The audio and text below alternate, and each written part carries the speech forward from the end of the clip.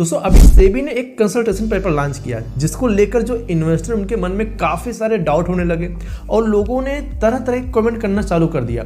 हमारे पास हमारे डीएम में, हमारे इंस्टाग्राम पे, हमारे टेलीग्राम पे कई सारे ऐसे मैसेज आने लगे कि भाई जो सेबी ये कंसल्टेशन पेपर लेकर आई है, अगर ये रूल लग जाता है तो आगे चल के जो इन्वेस्टर हैं, जो म्यूचुअल फंड में पैसे अपने इन्वेस्ट करते हैं, उनको नुकसान होगा या उनको फ़ायदा होने वाला है। और यकीन मानो मैंने एक ऐसा आर्टिकल देखा, मैं खुद देखकर हैरान हो गया कि भाई अगर कोई भी आम इंसान इसको देखेगा तो डर जाएगा। यहाँ पर जो दिख रहा है आप साफ साफ देख सकते हो। तो यहाँ पर मैं आपको जो बताने वाला हूँ, अगर कोई जानकारी आपको चाहिए तो कौन सी ऐसी वेबसाइट है जहाँ पे आप देख सकते हैं और पूरी डिटेल आप समझ सकते हैं, तो मैं आपको आगे वीडियो में बताऊंगा।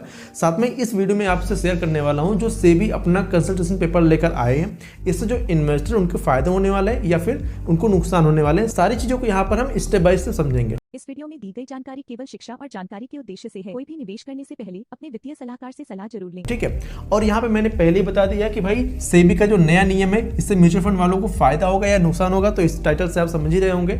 तो सारी चीज़ों को यहाँ पर स्टेप बाय स्टेप समझेंगे। उससे पहले अगर आप चैनल पहली बार सब्सक्राइब नहीं किए तो सब्सक्राइब कर लीजिएगा, क्योंकि आपको इसी तरीके से इंटरेस्टिंग वीडियो हमेशा बना के मिलती रहती है। चलिए वीडियो की शुरुआत करते हैं। अब देखो, जिस तरीके से सारी बैंक ऊपर आरबीआई होती है उनको मैनेज करने के लिए कि कोई फ्रॉड वगैरह ना हो, उसी तरीके से जो आपका इन्वेस्टमेंट होता है, जो भी पैसे आप इन्वेस्ट करते हैं, चाहे आप स्टॉक्स में इन्वेस्ट करो, चाहे आप म्यूचुअल फंड में इन्वेस्ट करो, या फिर कहीं भी अपने पैसे को आप जब इन्वेस्ट करो, तो उनके ऊपर होता है दोस्तों सेबी। इनको रेगुलेट करता है, नए नए नियम लाता रहता है कि आप इस कानून के तहत काम करना, इससे जो इन्वेस्टर उनके पैसे को नुकसान ना हो। आप सभी को पता है कि जो म्यूचुअल फंड है, आज की इंडस्ट्री म्यूचुअल फंड कितना तेज से आगे बढ़ रही है। हर कोई अपना पैसा म्यूचुअल फंड में इन्वेस्ट करा है क्योंकि वहाँ पर उनको रिटर्न की संभावनाएं दिख रही हैं। ठीक है, तो ऐसे में सेबी को सख्त होना भाई जरूरी है। और सेबी जो नए नए नियम लाती है वो कस्टमर के हित में ही लाती है कि जो निवेशक है, जो इन्वेस्टर है, उनको नुकसान ना हो, उनका भरोसा ना टूटे। तो जो भी सेबी नियम लाती है उसका हमें सम्मान भी करना चाहिए, उसको हमें समझना चाहिए, ताकि कोई भी मिसकन्फ्यूजन हमारे मन में ना रहे। अब देखिए, जो यहाँ पे नया कंसल्टेशन पेपर लॉन्च किया गया है, यहाँ पे आप देख सकते हैं पहले क्या होता था ना, पहले आप प्री आईपीओ में, ठीक है, प्री आईपीओ में जो कंपनीज थी, जो म्यूचुअल फंड कंपनीज थी, ये इन्वेस्ट कर देती थी। प्री आईपीओ क्या है, मतलब आईपीओ किसी कंपनी का आने वाला है, अभी आईपीओ आया नहीं है, कंपनी लिस्ट होने वाली है, लेकिन उससे पहले ही जो म्यूचुअल फंड कंपनीज थी वहां पर इन्वेस्टमेंट कर देती थी। ठीक है, कुछ पैसा उस कंपनी में लगा दिया थी, इसको कहते हैं अनलिस्ट प्लेसमेंट। तो आईपीओ आने से पहले जो कंपनी खरीद लेती थी म्यूचुअल फंड कंपनी, अब वो नहीं खरीद पाएंगी। ठीक है, प्री आईपीओ जो यहाँ पे खरीद लेती थी उसको अब नहीं खरीद पाएंगी। अब दोस्तों ऐसा करने की जरूरत क्यों पड़ी? पहले क्या होता था कि पहले जो फंड मैनेजर थे वो ऐसे आईपीओ में पैसा लगा देते थे जहां पर जो कंपनी अभी लिस्ट नहीं हुई है या फिर लिस्ट होने की तैयारी में है, तो वहां पे जो प्राइवेट प्लेसमेंट शेयर होते थे उनको खरीद लेते थे। अब ऐसे में एक प्रॉब्लम होती थी कि अभी वो कंपनी लिस्ट नहीं हुई है, हो सकता है कोई गड़बड़ी हो, या फिर वो आईपीओ आए ही ना, या फिर आईपीओ लेट से आए और फंड मैनेजर उसमें पैसा लगा दिया है, तो जो इन्वेस्टर उनके पैसे वहां पे तो लग चुके हैं, और मान लेते हैं आईपीओ कैंसिल हो गया, वो लिस्ट ही नहीं हुआ, तो निवेशकों का जो पैसा था वो फंस जाता था, एनएवी ठीक से नहीं दिखती थी, और जो फंड का परफॉर्मेंस है, जो उनका रिटर्न वो भी ठीक से नहीं दिखता था। तो इसी दिक्कत से बचने के लिए सेबी ने कहा कि भाई ऐसी बात है तो एक काम करो, प्री आईपीओ पैसा लगाना बंद करो, जो झंझट, जो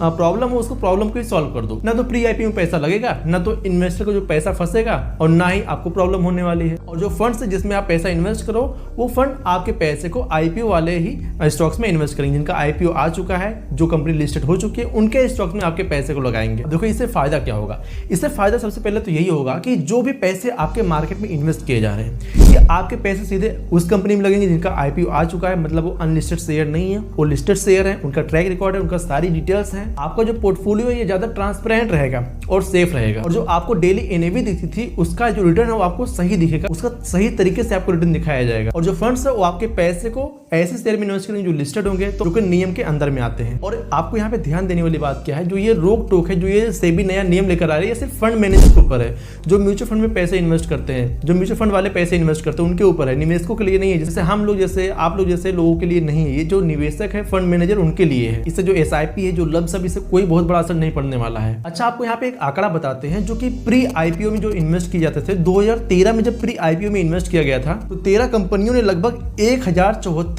करोड़ रुपए प्री आईपीओ से जुटाए थे। और वहीं साल 2024 में ये आंकड़ा घटकर सिर्फ 8 कंपनियों ने 387 करोड़ जुटा पाए। और बात करें 2025 की, तो अब तक 7 कंपनियों ने लगभग 506 करोड़ प्री आईपीओ में इन्वेस्ट करके जुटा लिए। अब दोस्तों यहाँ पे कुछ चीजें आपको बताने वाला हूँ जो कि आपके निवेश को और बेहतर बना सकती है।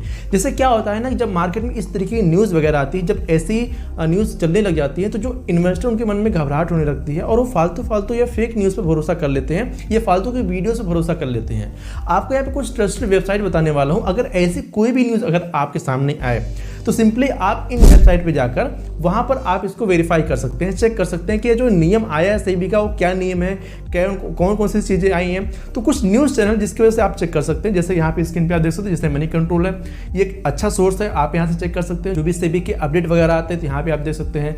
द इकोनॉमिक टाइम्स है, वहाँ पे जो अपडेट आती है वहाँ पे देख सकते हैं। तो जो भी ट्रस्टेड न्यूज़ है अगर आप उनके द्वारा देखते हैं तो जो आपके मन में कन्फ्यूजन बैठ जाता है ये आपके मन में कन्फ्यूजन नहीं रह जाता।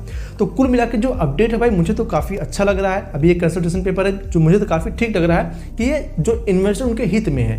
भले ही जो म्यूचुअल फंड कंपनी उनके हित में ना हो, लेकिन जो इन्वेस्टर हैं जैसे हम लोग हैं, आप लोग हैं, हम लोग म्यूचुअल फंड के फंड मैनेजर पे भरोसा करके अपने पैसे को म्यूचुअल फंड में इन्वेस्ट करते हैं कि भाई हमारा पैसा सेफ रहे। तो सेबी को भाई टफ होना जरूरी है कि हमारे पैसे को ऐसी जगह पे लगाया जाए जहाँ पे जो इन्वेस्टर उनके भरोसे के गलत उपयोग ना किया जाए। अब जैसे किसी के ऊपर आप भरोसा करके पैसे अपना लगा रहे हो, अपनी मेहनत कमाई लगा रहे हो, तो आपकी कमाई को नुकसान ना हो, ऐसा सेबी का मानना है और ऐसा होना ही चाहिए। कुल मिला के मेरे हिसाब से अपडेट तो अच्छे हैं। इससे जो इन्वेस्टर है, जो म्यूचुअल फंड इन्वेस्टर, उनको काफी बेनिफिट भी होने वाला है कि उनका पैसा नहीं फंसेगा, जो उनकी रियल टाइप की एनएवी उनको दिखेगी, जो भी चीज़ों की ट्रांसपेरेंसी से होगी तो बहुत ही अच्छा होगा। सो आई होप आपको ये वीडियो समझ में आया होगा कि जो सेबी का नया अपडेट आया है वो क्या है।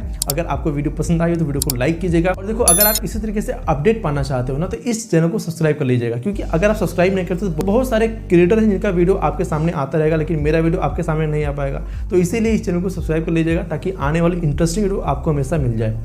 और दूसरा मैंने जियो ब्लैक रॉक के ऊपर एक बहुत ही बेहतरीन वीडियो बनाया है।